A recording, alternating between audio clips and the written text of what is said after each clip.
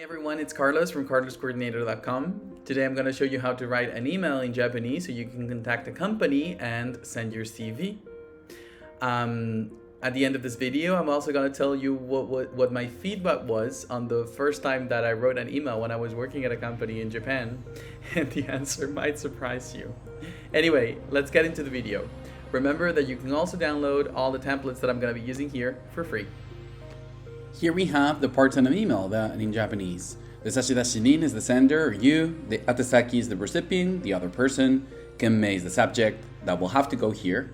And then we have the Aena, the name of the company of the recipient, the aisatsu and nanori, which are the greeting self-introduction, honbun email body, and we're gonna finish our email with the musubi aisatsu or the sign-off, shome or signature, and tenpu file or attached files. Kenmei o kakimashou. Let's write our subject line. So now we're gonna have to choose whether we apply to an opening, we ask if there are any openings at a company, or if we send our CV. If we wanna apply to an opening, we have to write our preferred, the position that we wanna apply to here, Python kaihatsusha, Python developer, after the no kyujin ni oobou itashimasu. So I'm just gonna go ahead and copy that. There you go. If we wanna ask if there are any openings, we can just write this, 募集職種についての問い合わせ, and after that our name, because then they will know who they're talking. We can also add the Japanese parenthesis if we write kakko in our keyboard. Time for the Aena. This is a part in an email that we don't really write in English, so let's pay attention. You want to make sure that you're writing the name correctly of the company. So if Kabushiki Gaisha goes before or after the actual name of the company, you also want to make sure whether it's really a Kabushiki Gaisha or maybe it's a Godo Gaisha or any other type of company in Japan. For this example, we're just going to write Kabushiki Gaisha. If you also know the department or section where this person is working at, make sure to write it down. If you know the person's name, write it down. The last name, in this case Yamada, and then the first name, Taro. After that, write Sama in either hiragana or kanji. If you don't know their name, you can write Saiyo Gotantosha Sama, which means the person in charge of recruitment. If you don't know whether this person is in charge of recruitment, you can just write Gotantosha Sama. We're gonna write now the greetings or aisatsu. Add an extra space after saying the recipient's name, and then write Oseba ni narimasu. Then write your name. I wrote it with first my last name, Ramosu, and then my first name, Karurosu. If you've already contacted the company before and they know about you, you can write instead Oseba ni natte orimasu. And for people who are specifically looking for internships or who are currently university students, you can write it down also here. We'll write now our email body or honbun. In the next line, we're gonna say, I'm sorry for contacting you all of a sudden or out of the blue. And then we're gonna write that we saw the posting in this specific website. I'm just gonna say LinkedIn, and that we decided to apply. You can, but you don't have to, add というポジションに. If you saw the job listing on the actual website of the company, write this instead.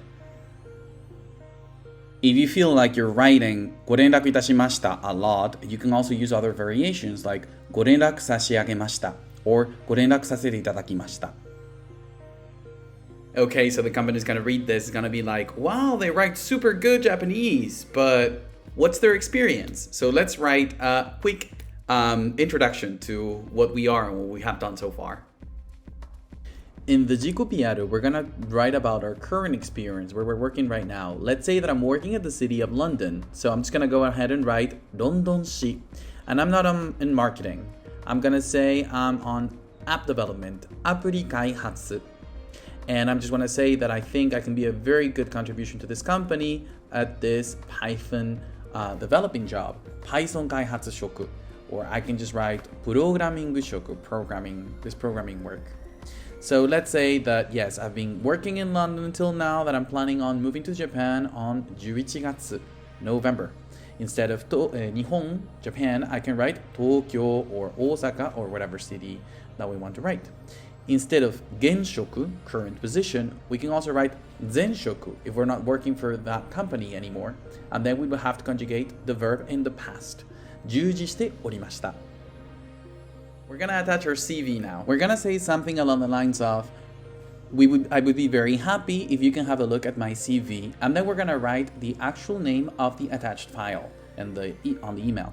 This is something that we don't really do in English, so let's go ahead and write correctly the date, the name, direkisho, CV, and then our last name and first name, so it's very easy for them to have a look at it.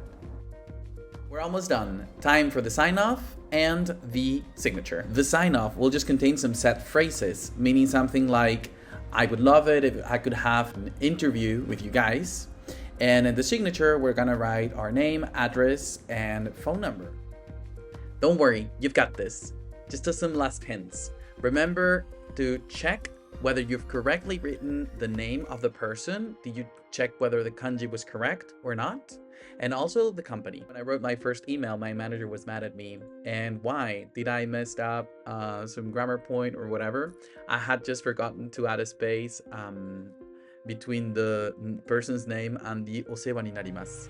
Japanese people pay a lot of attention to detail, so it's probably not your grammar, but some minor detail that you can avoid if you just, go ahead and read the email once. Make sure that you don't forget to attach your CV as well. Remember that you can download all the templates that I've been using in this video if you go ahead and click on the link. Have a nice day. お疲れ様でした。失礼します。